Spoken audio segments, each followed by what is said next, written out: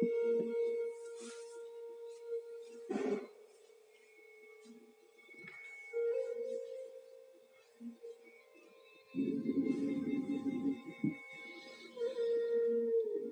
योग वशिष्ठ महारामायण निर्वाण प्रकरण।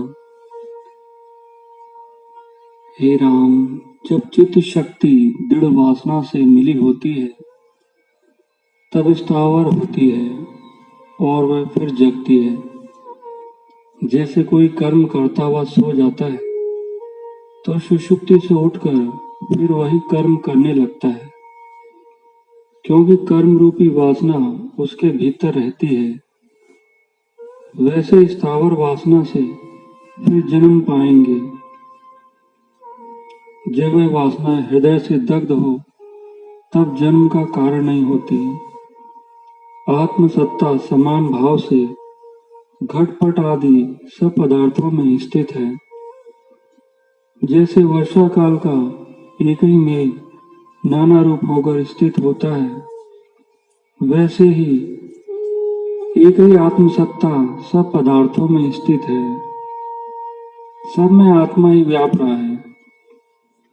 ऐसी दृष्टि से जो रहित है उसको विपर्य उल्टी दृष्टि भ्रमदायक होती है। जब आत्मदृष्टि प्राप्त होती है तब सब दुख नष्ट हो जाते हैं। हे राम, असम्यक दृष्टि को ही बुद्धिमान लोग अविद्या कहते हैं। वह अविद्या जगत का कारण है और उसे सब प्रपंच का पसारा होता है। जब उससे रहित अपना स्वरूप भासित हो तब अविद्या नष्ट होती है। जैसे बर्फ की कणिका धूल से नष्ट हो जाती है, वैसे शुद्ध स्वरूप के अभ्यास से अविद्या नष्ट हो जाती है।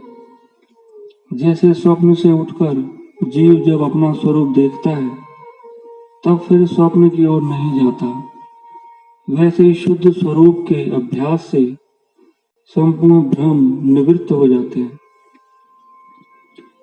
हे राम, जो जीव वस्तु को वस्तु जानता है तब अविद्या नष्ट हो जाती है। जैसे प्रकाश से अंधकार नष्ट हो जाता है, पर दीपक को हाथ में लेकर देखिए तो अंधकार की कोई मूर्ति नजर नहीं आती।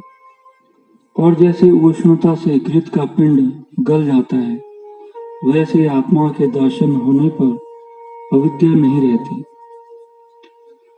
वास्तव में अविद्या कोई वस्तु नहीं, वह अविचार से सिद्ध है और विचार करने से लीन हो जाती है।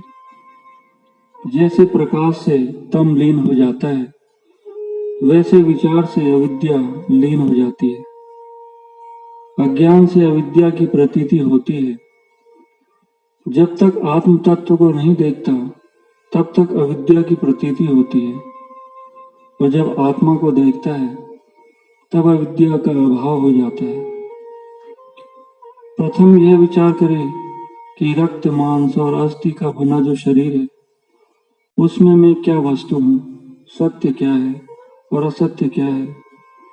इस विचार से जिसका अभाव होता है वह असत्य है और जिसका अभाव नहीं होता वह सत्य है। फिर अन्वय व्यतिरेक से विचारे, कार्य कल्पित के होने पर भी हो और उसके अभाव में भी जो हो सो अन्वय सत्य है। देहादि के भाव में भी जो आत्मा का अधिष्ठान है और इनके अभाव में भी निरुपाधि सिद्ध है वह सत्य है, और देहादि व्यतिरेक असत्य है। ऐसा विचार कर आत्म तत्व का अभ्यास करें और असत देहादिक से वैराग्य करें, तब निश्चय ही अविद्या लीन हो जाती है, क्योंकि वह वास्तव में नहीं है, असत रूप है। उसके नष्ट होने पर जो शेष रहे वह निष्किंचन है, सत्य है, ब्रह्म निरंतर है। वह तत्व वस्तु ग्रहण करने योग्य है। हे राम, ऐसे विचार करने से अविद्या नष्ट हो जाती है। जैसे ऊख का रस जब जिह्वा से लगता है तब अवश्य स्वाद आता है, वैसे आत्म विचार से अविद्या अवश्य नष्ट हो जाती है। यदि वास्तव में कहिए तो अविद्या भी कुछ भिन्न वस्तु नहीं, एक अखंड ब्रह्म तत्व है, जिससे घट पट रथ आदि पदार्थ भिन्न भिन्न भासते हैं।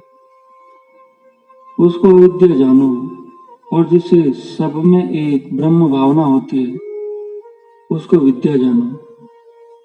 इस विद्या से अविद्या नष्ट हो जाएगी। वशिष्ठ जी बोले, हे राम, बोध के निमित्त मैं तुमसे बारंबार सत्य का सार कहता हूँ। वह यही है कि भावना के अभ्यास बिना आत्मा का साक्षात्कार न होगा। यह जो अज्ञान अविद्या है वह अनंत जन्म से दृढ़ हुआ भीतर बाहर दिखाई देता है। आत्मा सब इंद्रियों से अगोचर है। जब मन सहित षड इंद्रियों का अभाव हो तब केवल शांति प्राप्त होती है।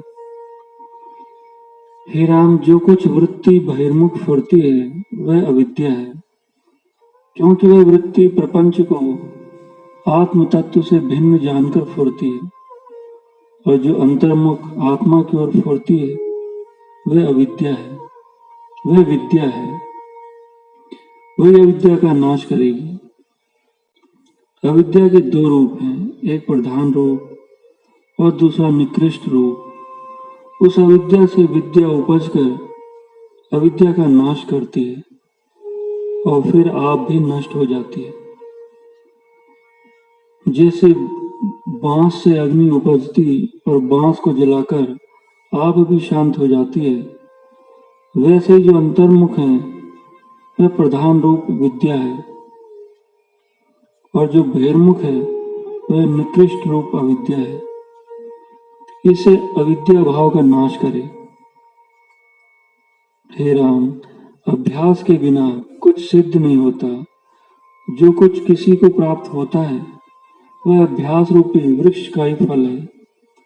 चिरकाल अविद्या का दृढ़ अभ्यास होने से अविद्या दृढ़ हुई है। जब आत्मज्ञान के निमित्त यत्न करके दृढ़ अभ्यास करोगे तब अविद्या नष्ट हो जाएगी।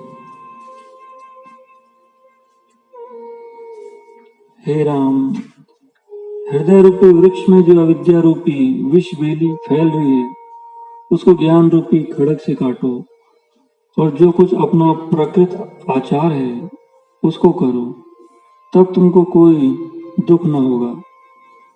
जैसे जनक राजा ज्ञेय को ज्ञात होकर व्यवहार को करते थे,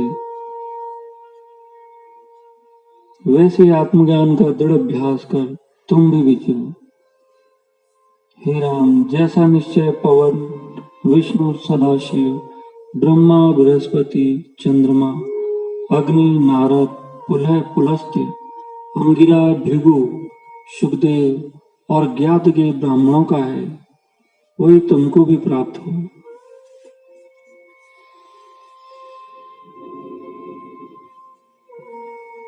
हरि